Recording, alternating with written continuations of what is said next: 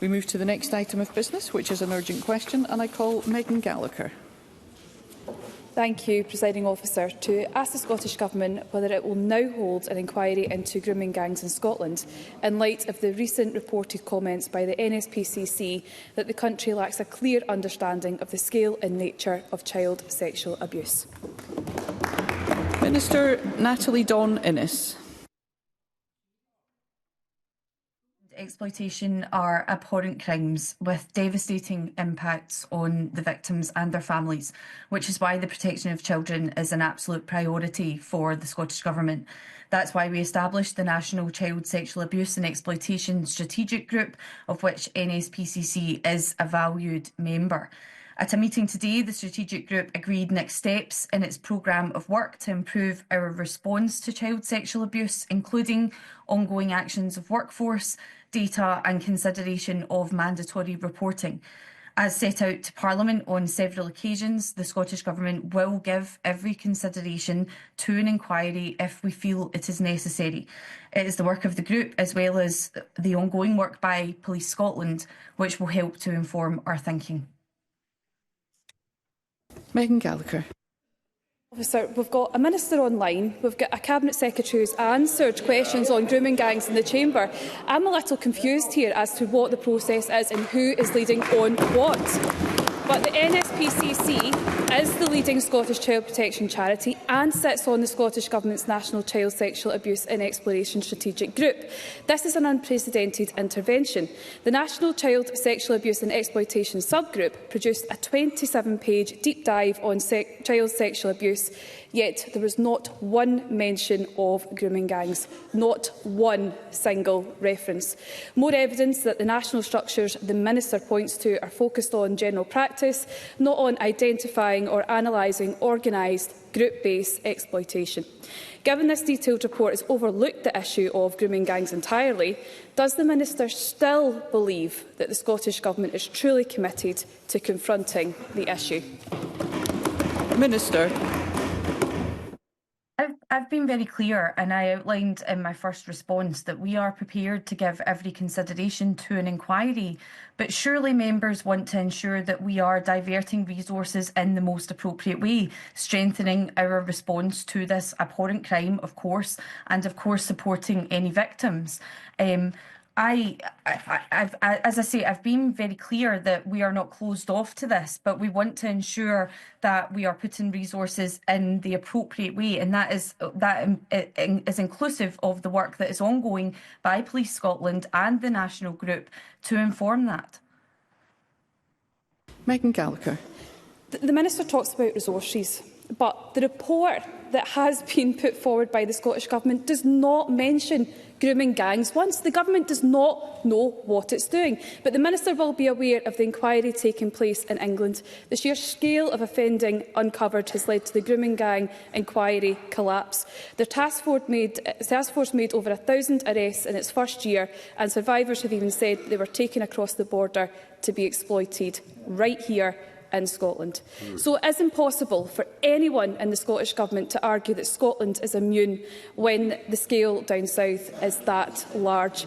So far, the Scottish Government have rejected calls from victims to hold an inquiry, but the NSPCC have been clear. Scotland still lacks a clear understanding of the scale and nature of child abuse.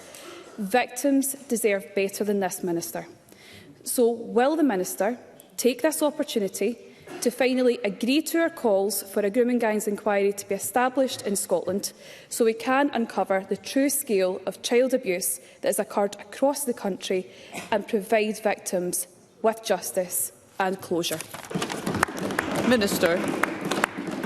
I think I've been very clear in my responses to Megan Gallagher. We're not closed off to a grooming gang inquiry.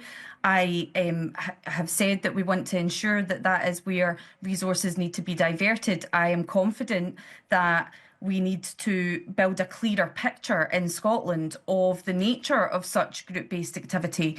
But I met with Police Scotland representatives just last night alongside the First Minister, the Cabinet Secretary for Education and the Cabinet Secretary for Justice to receive a progress update on the work that is ongoing. And I am confident that we are building that picture, both with the work that Police Scotland are undertaking and the further work just agreed today by the national group. And I think that speaks to exactly what Megan Gallagher is calling for in ensuring that we have a clear picture of the scale of this in Scotland. Thank you. I call Pauline McNeill.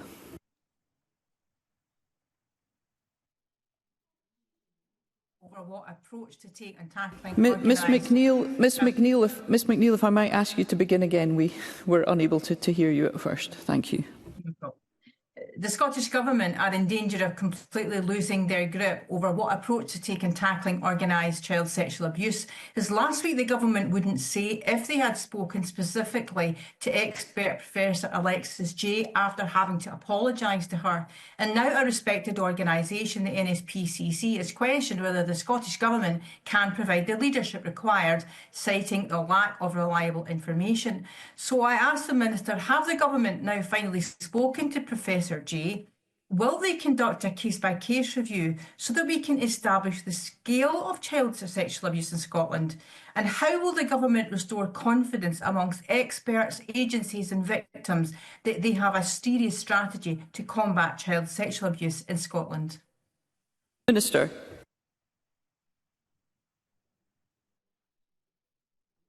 Take this seriously. Minister, if I might ask you to begin again, as we were unable to hear you. Thank you.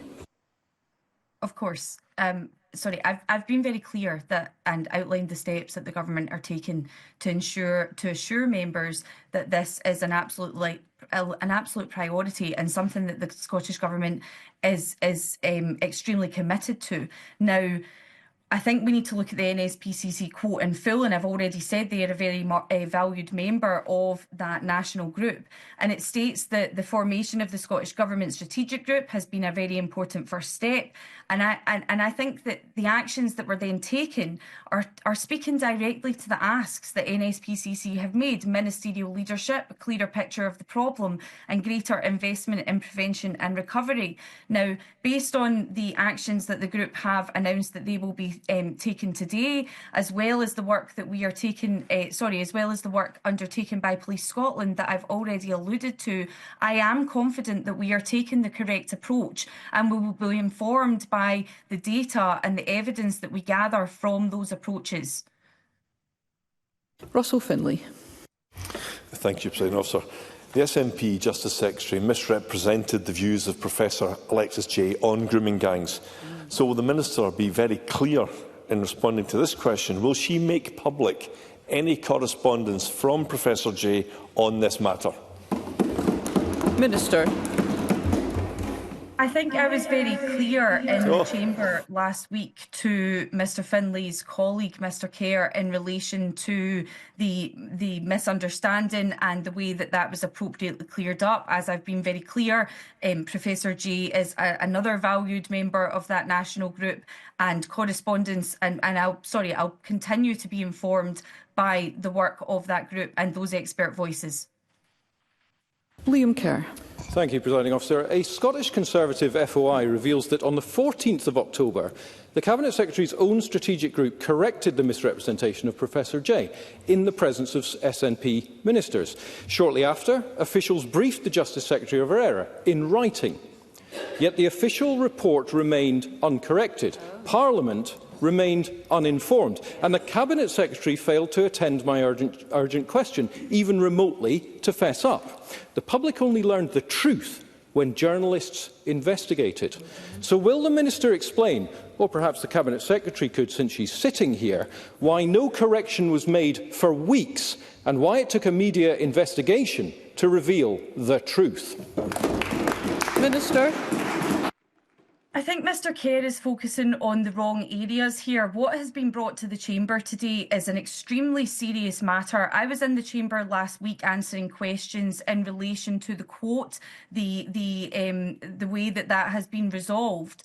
And I think what we need to focus on now is the actions that were taken to deal with this abhorrent crime and support the victims who have suffered through these crimes. Pam Gossel.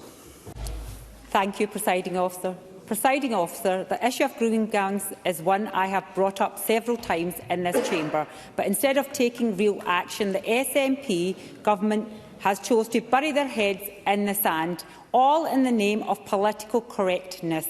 Let me give them a news flash. Grooming gangs is a real problem, and not just a problem happening in England and in Wales. They are present in every part of Scotland. So why is the Minister afraid of calling for an inquiry? Minister. I actually think it's awful the way people are trying to politicise this issue. It really, this is an extremely serious issue that we are discussing. And I think I have been very clear in relation to the responses I have given today and the responses that I gave last week in relation to the action that we are undertaking in Scotland to understand the true scale of child exploitation and child abuse, to support victims who have experienced this, and to move forward in the best way possible for our children and our young people. And Douglas Ross. Russell Finlay asked the Minister a very specific question which she refused to answer. Without saying the words, she's been very clear, which it doesn't feel like here in the Chamber. Can the Minister just tell us, will the Scottish Government release all correspondence between them and Professor Alexis Jay? Yes or no? Minister. I'll have to get that back to Douglas Ross on that point, because I don't have the Let's hear the Minister. In relation to the correspondence that has been passed back and forth. So I'm more than happy to follow up Mr Ross's question in writing.